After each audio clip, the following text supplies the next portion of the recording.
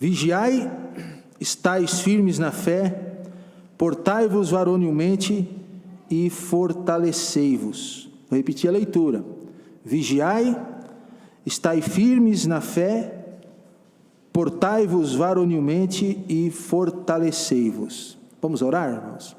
Senhor Deus, obrigado por tua palavra. Abençoa, Deus, que possamos ser edificados através desta mensagem. Que o teu Santo Espírito seja o nosso guia neste momento e que a tua palavra venha de encontro aos nossos corações e às necessidades das nossas vidas. Ajuda-nos, ó Deus, a crescermos espiritualmente. Essa é a nossa oração, em nome de Jesus, o nosso Senhor e o nosso Salvador. Eu quero compartilhar com os irmãos um pouco nessa manhã sobre resoluções espirituais para a nossa vida. Essa palavra resolução, ela tem um significado. Uma resolução traz a ideia de discernir algo, discernir alguma situação ou alguma atitude, mesmo sob ou debaixo de situações desfavoráveis.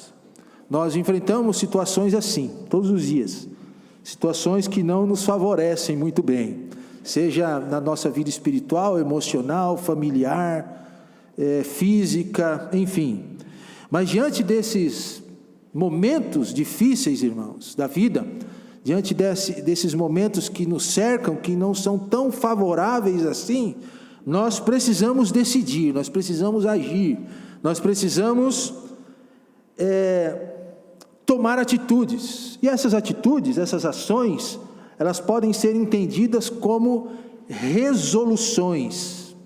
Servos fiéis de Deus ou a Deus assumem resoluções espirituais, mesmo em situações difíceis na vida. Talvez quando você veio para cá, você precisou decidir sobre algo. Daqui a pouco você vai embora, você vai precisar assumir alguma resolução, alguma decisão. Nós tomamos decisões diariamente, principalmente, irmãos, quando envolve a nossa vida espiritual. A nossa vida espiritual, ela, vamos dizer assim, energiza a nossa vida material, a nossa vida física. O espiritual controla a nossa vida nas demais áreas. Por isso, as decisões que nós tomamos, as resoluções que nós fazemos, elas são muito importantes para nós, mesmo quando os vendavais estão sobre nossa família e sobre a nossa espiritualidade também. Então nós precisamos decidir, nós precisamos de resoluções para as nossas vidas. E eu quero, baseado aqui nesse texto, compartilhar com vocês sobre 3 resoluções para as nossas vidas. 3 resoluções espirituais. Quais são elas? Nós não vamos longe do texto, nós vamos ficar no texto. E Paulo aqui no texto, ele nos mostra quais são essas resoluções. Primeira delas, ele diz logo no início: vigiai.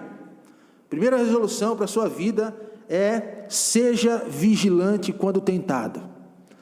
Tentado, nós somos constantemente, sim ou não, irmãos? Mas você sabe a diferença de tentação para provação? Provação é quando Deus nos prova para nos aprovar. Elas são várias. Deus nos coloca diante de uma prova, seja ela espiritual, física, emocional, financeira, e nós sabemos quando isso vem de Deus. Tiago fala, que Deus a ninguém tenta, mas Deus prova. E Deus prova, e às vezes as provações de Deus apertam o nosso cinto, e a gente diz assim: Senhor, mais uma eu não aguento, não vou sair dessa. Mas Deus nos prova. Fez isso com Jó, fez isso com Abraão, fez isso com Paulo na prisão. Deus nos prova. Então Deus nos prova para nós sermos aprovados por Ele. Deus nunca nos prova para nos reprovar, sempre é para nos aprovar. Agora existe a tentação. A tentação se a provação vem de Deus, a tentação vem de quem? Do diabo, vem do inimigo, vem do capiroto, do cabrunco. Ele toma vários nomes, né, irmão? Mas não importa o nome, importa que ele nos tenta.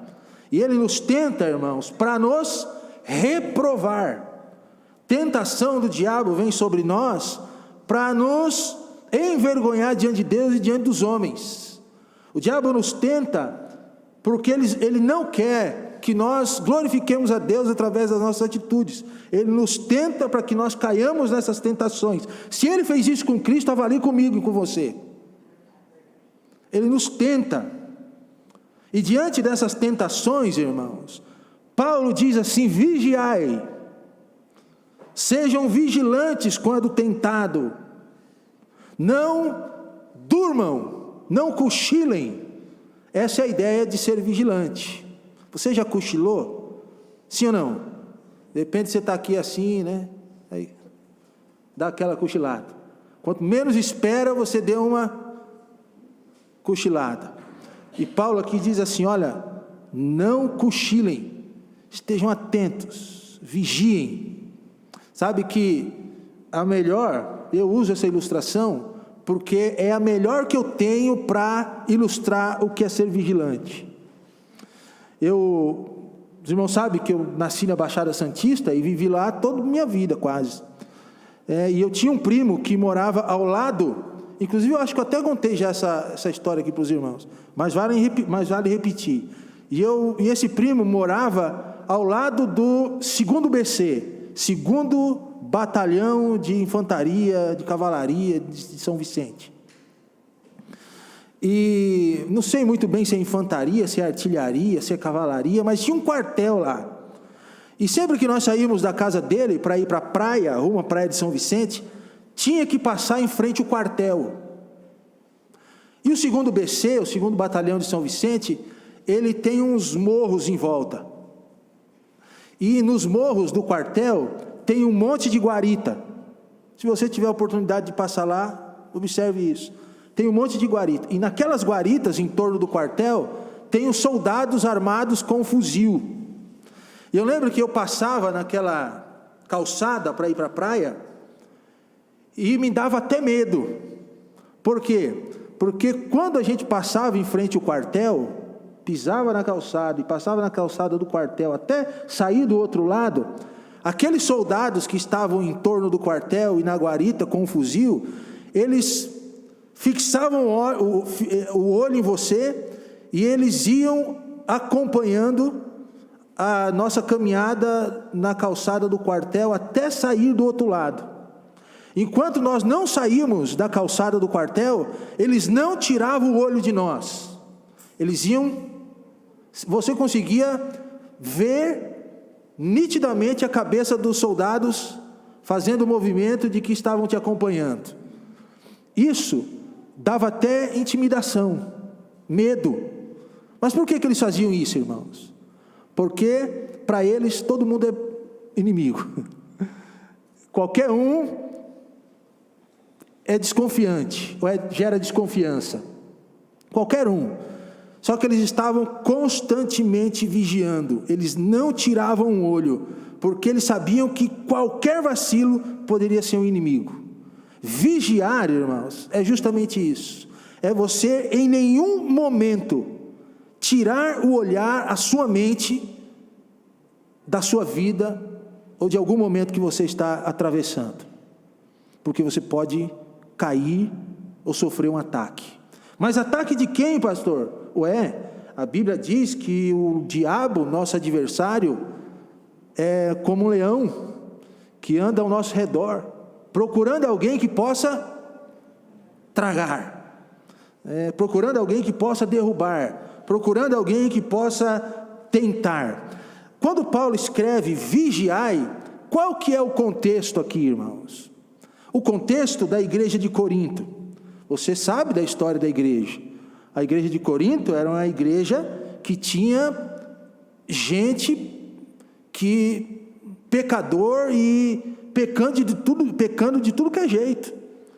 Tinha divisões, grupos, porque Paulo fala de Apolo, dos grupinhos naquela igreja, eu sou de Paulo, eu sou de Apolo, ou tem aquele grupo que dizia assim, eu sou de Cristo. Os que diziam que era de Cristo eram os piores da igreja. Tinha grupos, tinha problema de adultério, tinha problema de fornicação, tinha problema de dificuldades no uso dos dons, tinha problema de fofoca, tinha problema de tudo naquela igreja. E é nesse contexto aqui, irmãos, desses problemas, desses pecados, que Paulo diz assim, irmãos, vigiai. Para quê? Para que vocês não vivam uma vida, ou não caiam mais na tentação contra o Senhor. Vigiai para que vocês não vacilem face ao pecado. O que Paulo diz àqueles irmãos é assim, irmãos, fiquem firmes, porque Satanás, o inimigo das nossas almas, está ao derredor andando como o leão que ruge. Ele não é o leão, mas é como o leão que ruge, procurando alguém que possa devorar. Por isso que Paulo fala da importância da vigilância. E ele diz assim, vigiai. A ideia da palavra é, permaneçam vigilantes o tempo todo. Não vacilem, não abaixem a cabeça, não descaia o semblante, não durmam na vida espiritual. E é interessante que em Marcos 14, 38, Jesus falando para os discípulos, ele diz assim, vigiai e orai, porque na verdade o espírito está pronto, mas a carne é fraca. Lá, vigiai e orai para que não entreis em tentação, porque o espírito na verdade está pronto, mas a carne é fraca. Você sabe disso, que a nossa carne, ela é fraca. Qualquer momento nós podemos cair em tentação e pecar contra o Senhor, seja pecados em pensamento, seja na nossa própria carne, pecados internos, escondidos, aqueles que nós só achamos que ninguém vê, mas Deus vê. Em qualquer momento, irmãos, nós podemos pecar contra o Senhor, e sabemos que o pecado fere a Deus, o pecado deixa o Senhor triste, pecado é hamartia, errar o alvo. Toda vez que você peca, você erra o alvo contra as promessas e a palavra do Senhor. Toda vez que você peca, você fere o coração de Deus. Toda vez que você peca, você se afasta de Jesus Cristo. Toda vez que você peca, você perde, decai na sua espiritualidade. Por isso que Paulo diz, vigiai, irmãos, estejam firmes. E Jesus, vigiai e orai, para que não entreis em tentação. O espírito, na verdade, está pronto, mas a carne é fraca. O que nos pode ajudar, irmãos, nessa questão de vigilância? Primeiro, oração. Você sabe disso, né? Isso é básico do cristianismo. Oração. Quando nós oramos, nós nos preparamos para a batalha. A oração nos fortalece. Quando outros oram por nós, nós somos fortalecidos. E quando nós oramos, a oração nos fortalece. Então, oração, orai sem cessar, Paulo disse. Melhor, irmãos, do que orar, é você viver em espírito de oração. O Charles Spurgeon, o príncipe dos pregadores, ele disse que orar é bom, mas o espírito de oração é melhor ainda. Então, quando nós oramos, é muito bom, mas quando eu vivo em oração, é melhor ainda. Pense, ore, quando você estiver fazendo qualquer coisa, lavando louça, jogando futebol, é um bom lugar para você viver espírito de oração, viu, irmãos? Futebol. Ora no futebol, ora quando você estiver dirigindo, né? Mas é espírito de oração, certo? Não precisa fechar o olho, né? Mas ora quando você estiver dirigindo, espírito de oração. Se coloque diante do Senhor. Oração nos protege, evita que caiamos em tentação. Segundo, é meditação na palavra. Você também sabe disso. É estar atento à palavra do Senhor. É fazer os seus devocionais. É meditar na Bíblia. Por quê, irmãos? Porque oração, meditação ou reflexão, ela nos protege das tentações. Porque oração e meditação É como eu coloquei lá, é a graça que capacita. O que é que nos capacita a vivermos firmes face às tentações? Quando o diabo tentar, o que nos capacita a permanecermos firmes? Oração e meditação na palavra. Fiquem firmes nisso, irmãos. Vigiem nisso, porque a palavra de Deus mostra o caminho, mostra o certo e mostra o errado. E a oração nos fortalece. Segunda, resolução. Então a primeira resolução, decisão que você deve ter é essa aí. Mesmo em tempos difíceis de pecado, em qualquer tempo da sua vida, seja vigilante quando tentado. Vigie, vigiai. Segundo, Paulo diz aqui, estais firmes na fé. Segunda resolução, seja firme na fé em situações difíceis. Eu estou sempre usando essa ideia de difícil no final, porque a igreja de Corinto estava passando uma situação difícil. E é nesse contexto, mais uma vez, que Paulo diz, seja firme na fé em situações difíceis. Fé como crença de que Deus existe, e de que Deus liberta, e de que Deus cuide. Fé como conjunto de doutrina, aquilo que Deus deu para a igreja seguir. Seja firme nesses processos, seja firme nisso. Então fé, meus irmãos, em meio a situações difíceis, é mais complicado, é ou não é? Parece que quando tudo está mais fácil, a fé é evidente bastante nas nossas vidas. Mas quando as situações são difíceis, parece que falta fé. A fé parece que vai embora, se esvai pelo ralo. Mas é justamente nesses momentos difíceis que nós temos que ter fé. Confiar no Senhor e permanecermos firmes na sua palavra. Mais uma vez, eu chamo a atenção dos irmãos para o contexto das dificuldades na igreja de Corinto. Os irmãos passando por lutas, diversas áreas emocionais, físicas, espirituais, pecados para todos os lados. E o que Paulo diz para eles nesse contexto? Irmãos, fiquem firmes na fé, não vacilem. A fé é o que vai nos ajudar, ou ajudar vocês a caminharem, a permanecerem no caminho. Me diga, irmãos, outro momento mais difícil, mais atordoador do que esse que nós vivemos nos dias de hoje? Em todo o tempo, ou em todos os tempos. Eu, pelo menos, desde menino, ao lado do meu pai, que eu ouço ele dizer assim, filho, as coisas não estão fáceis não. Desde quando eu era menino, eu ouço meu pai falar isso, que as coisas não estão fáceis, que o mundo está difícil. Eu cresci, me desenvolvi, cheguei aonde eu estou hoje, e a cada dia que passa, o mundo continua difícil e pior. Haja vista, irmãos, as resoluções que o governo está colocando. Você tem acompanhado a questão do aborto, questão da maconha, da droga sendo liberada.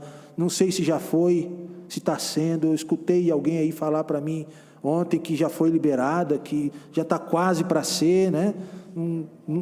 Está no Congresso, mas está no Congresso para ser votado uma coisa que para nós é inconcebível. A cada dia que passa, o mundo mais difícil. As pessoas na rua não te consideram como um próximo. Basta um erro desse no trânsito, o cara já te xinga, já te fala um palavrão. Esses dias, aqui em Ribeirão, acho que no domingo passado, o Lucas, cadê o Lucas? Está aí, não? Está ali atrás. Mandou uma mensagem, pastor, eu vou chegar atrasado no culto, porque eu estou parado aqui no trânsito, não sei o quê. Depois eu fiquei sabendo que esse trânsito era por causa de um acidente, que um conflito entre dois motoristas, um desceu, o outro desceu, e daí começaram a brigar no trânsito, e veio o outro, passou com o carro por cima de um deles. Passou por cima dos dois, Kiko. Passou por cima dos dois. Um morreu. Está difícil ou não está, irmãos? Você olha a televisão. O que você encontra de bom na televisão? Apologia às drogas, ao sexo, a tudo que Deus não concorda. Está difícil ou não está? Você olha para os colégios, professores sendo atacados, maltratados, alunos filhos que batem nos pais, que maltratam os pais, que dão porretada, que matam os pais de cacete. Está difícil ou não está, irmãos? E nós estamos no meio dessas situações difíceis. Vivemos momentos, irmãos, atordoadores. É saúde, é ou não é? Você sofre momentos atordoadores na saúde? Irmãos, nós passamos um momento difícil agora lá em casa, que eu achei que a gente não ia sair. Ficou as meninas, ficou o Levi, ficou o Juan, ficou a minha esposa. Quando chega na esposa, aí o negócio fica difícil, porque a gente fica meio atordoado, né? E aí, depois, parecia que estava melhorando, voltou tudo de novo. E vai remédio, vai dinheiro, e vai não sei o quê. Você pensa que vai sair, começa tudo de novo. Saúde, irmãos, tocou na saúde nossa e dos nossos filhos, é difícil. Parece que desestabiliza tudo. A nossa economia no Brasil, cada dia que passa pior. Cada dia que passa pior. Os nossos governantes, quem são? Quem são? Que ideologias eles têm? Pregam o quê? As calamidades, passamos pelo Rio Grande do Sul agora. São muitas. São várias. E nós estamos em meio a tudo isso. O que nos sustenta, irmãos? O que nos cuida? É a fé. Se não for a fé, irmãos, nós vamos naufragar, igual Pedro, que enquanto olhava para Cristo, caminhava sobre o mar, tirou o olhar do Senhor, afundou. É fé. Existe a galeria dos heróis da fé, lá em Hebreus 11. Fizeram milagres, porque agiram pela fé. Fé transtorna os montes, transporta os montes de Jesus, né? Ele disse: se tiveres fé do tamanho de um grão de mostarda, dirá este monte, passa daqui para acolá, isso vai acontecer. Você não é, logicamente, né, irmãos, que é uma figura. É uma figura, irmãos. Estão me entendendo? Você não vai sair, se deparar com a primeira montanha e dizer: passa para lá, passa para cá. Não é isso que o texto está dizendo. Vão achar que você é louco.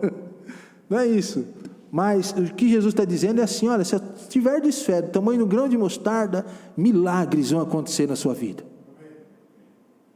Vocês vão ser protegidos. É assim que acontece. A fé leva a nossa oração, leva a gente para a oração, coloca a gente nos pés do Senhor todos os dias, todos os momentos da nossa vida. Eu lembro que quando nós estávamos no seminário, minha esposa vai falar, lá vem ele com a história, mas eu tenho que contar.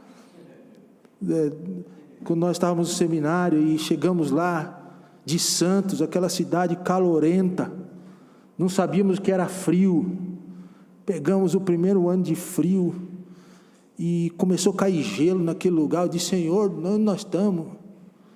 Juntou granito num canto, num lugar lá, e eu não tinha roupa, e Deus, pela fé, nos levou a orar por roupa. Parece uma coisa insignificante, né, irmãos? Mas eu não tinha uma jaqueta para usar lá no seminário. Nós começamos a orar por um casaco, uma roupa. Eu até imagino quem foi, mas eu não sei quem foi. A gente imagina, né? Porque depois que o milagre acontece, você começa a dizer assim: quem será que deu? Será que foi o Márcio? Será que foi o Cleto? Será que foi não sei quem? Você começa a pensar em quem foi, né? E daí a gente começou a orar por uma blusa, uma jaqueta, né? E eu lembro que eu pedia para Deus: Senhor, eu preciso de uma jaqueta, um negócio para eu vestir no frio, para ir para a aula de manhã. E a gente não tinha compartilhado assim com ninguém. E no outro dia que eu fui sair para a aula, tinha uma jaqueta pendurada no trinco da minha porta. Eu guardei essa jaqueta por muito tempo, irmãos, porque era um memorial para eu lembrar do milagre de Deus, né? Que sem falar nada, Deus me deu aquela jaqueta. É assim, a fé, ela nos protege, ela nos leva adiante, ela nos deixa firmes em situações difíceis. Uma ação que devemos exercer, irmãos, é a fé que opera. Fé, ela precisa ser operosa, ela precisa agir. Promessa de Deus está no Salmo 62, versículo 10, que diz assim, Salmo 62, 10.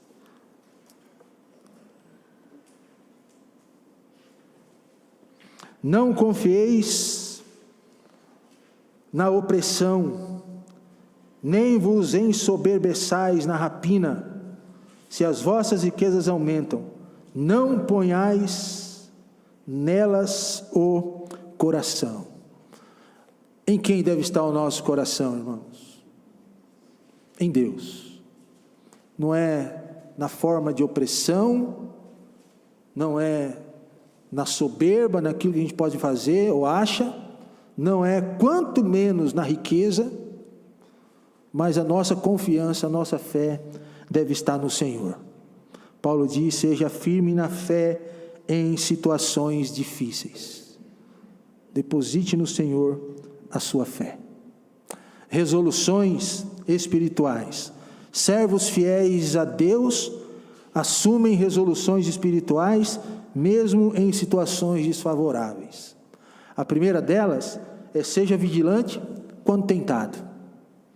Vigie. Jesus disse, vigiai e orai. Seja firme na fé em situações difíceis.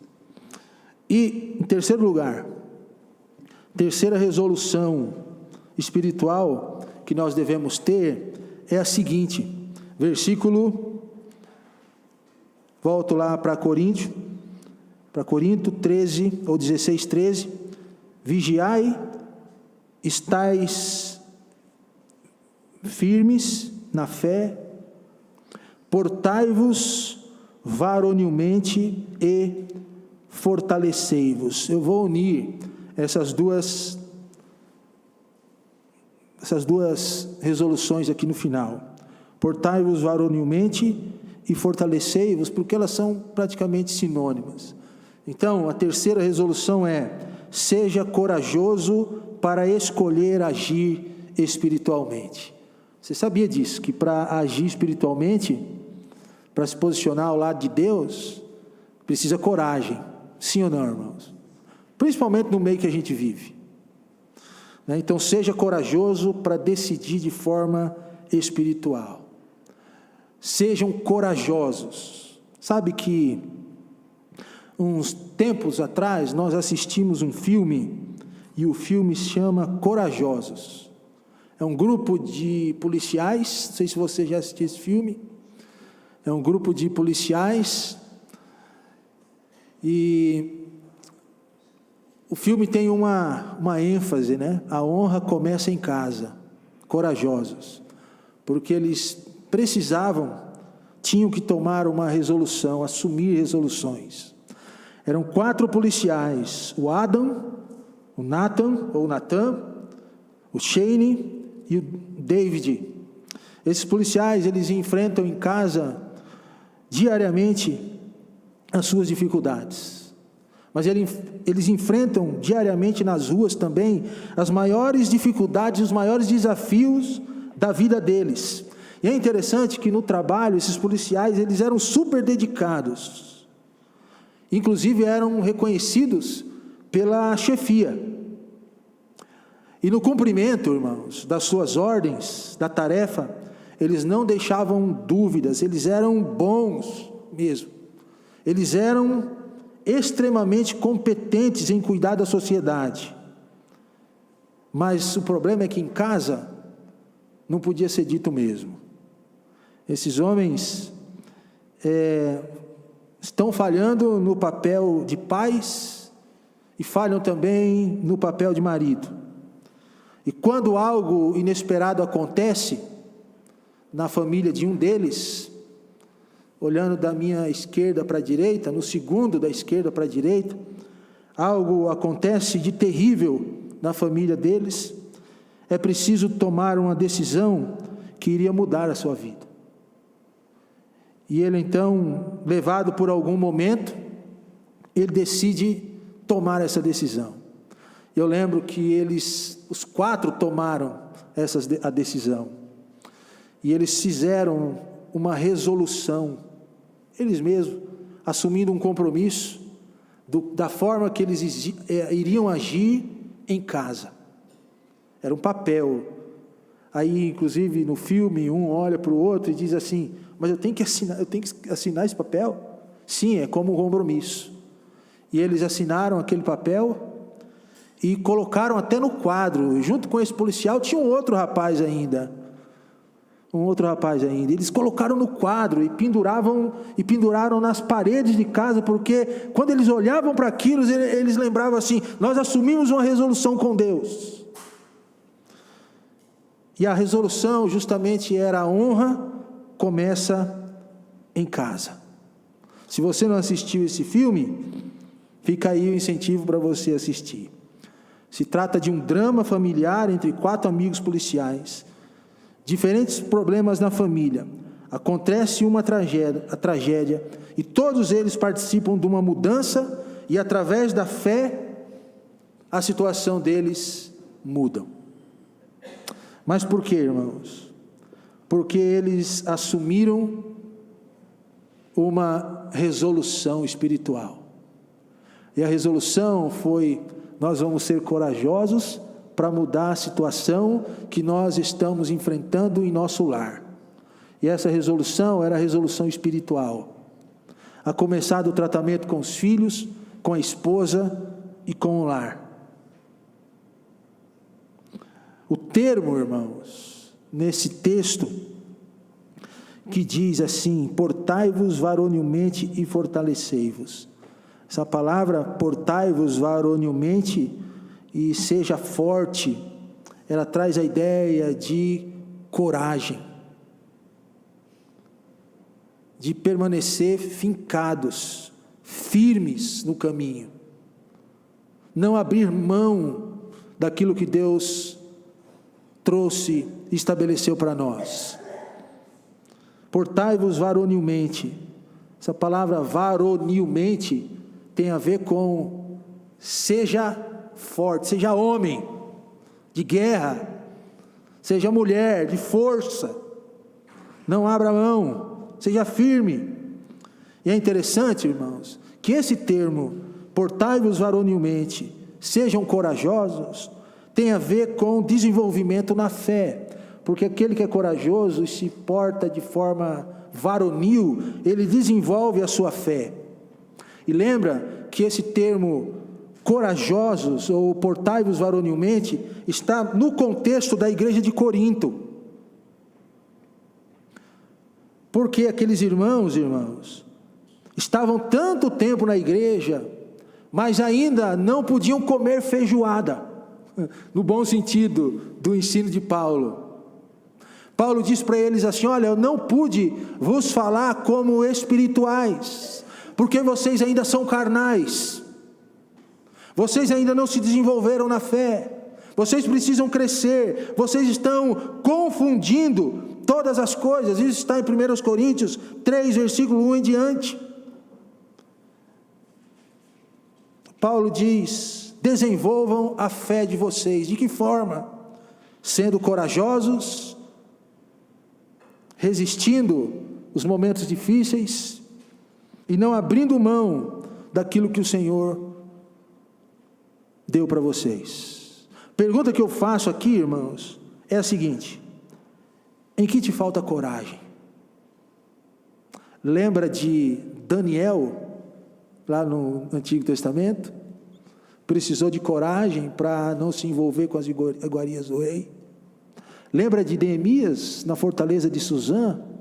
Estou servindo o rei, mas não me envolvo com as suas com seus erros. Lembra de José do Egito, ou no Egito? Chegou ao patamar onde ele chegou, mas de nenhuma forma se envolveu com os negócios de Faraó. Foram pessoas que agiram com coragem. Lembra de Josué, capítulo 1?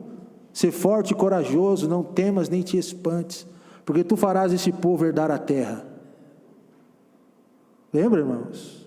Josué teria que ter força para cumprir a palavra de Deus em todo o tempo na sua vida e levar a palavra de Deus ao coração do povo em todo momento. Olha, nós vamos avançar na terra, mas precisamos de coragem para manter a palavra de Deus no lugar que ela precisa estar. Precisamos de coragem para nos santificar, porque senão o Senhor vai nos tirar da terra de novo. Então vamos para frente, coragem. E assim sucedeu com vários no Antigo Testamento e no Novo Testamento. Em que falta coragem para você, meu irmão e minha irmã? Falta coragem para se posicionar ao lado de Deus em meio a um mundo conturbado e difícil? Os jovens que estão aqui, falta coragem para se posicionar ao lado de Deus lá na sua faculdade, diante do seu professor e diante dos seus alunos de turma? Por que falta coragem? Falta coragem para vencer o pecado, o contexto da igreja de Corinto, para dizer não para o adultério, para a fornicação, para que mais? Falta coragem para quê, irmãos, na sua vida? Se posicione ao lado de Deus, vale a pena. Josué 24:15, e eu quero terminar com esse texto. Final do livro de Josué. Josué enfrenta algumas dificuldades com o povo e precisava tomar uma decisão e ter coragem. E ele conclama o povo para a mesma coragem. E o texto de Josué, que é conhecido, diz assim: porém, se vos parece mal aos vossos olhos servir ao Senhor, escolhei hoje a quem servais. Se os deuses a quem serviram vossos pais, que estavam da além do rio, ou os deuses dos amorreus, em cuja a terra habitais. Porém, eu e minha casa serviremos ao Senhor. Olha a coragem de Josué. Olha, se vocês quiserem se debandar para outros deuses, decidam, escolham hoje a quem vocês vão servir, mas eu e a minha casa, nós serviremos ao Senhor. Que coragem, né, irmãos? Nós serviremos ao... E vocês? Precisamos de coragem, irmãos, para nos posicionarmos ao lado do serviço de Deus. Resoluções espirituais, elas são difíceis, em meio a um mundo difícil, mas é preciso ser vigilante, ser firme na fé e ser corajoso. Assuma esse compromisso com o Senhor. Vamos orar? Baixe sua cabeça.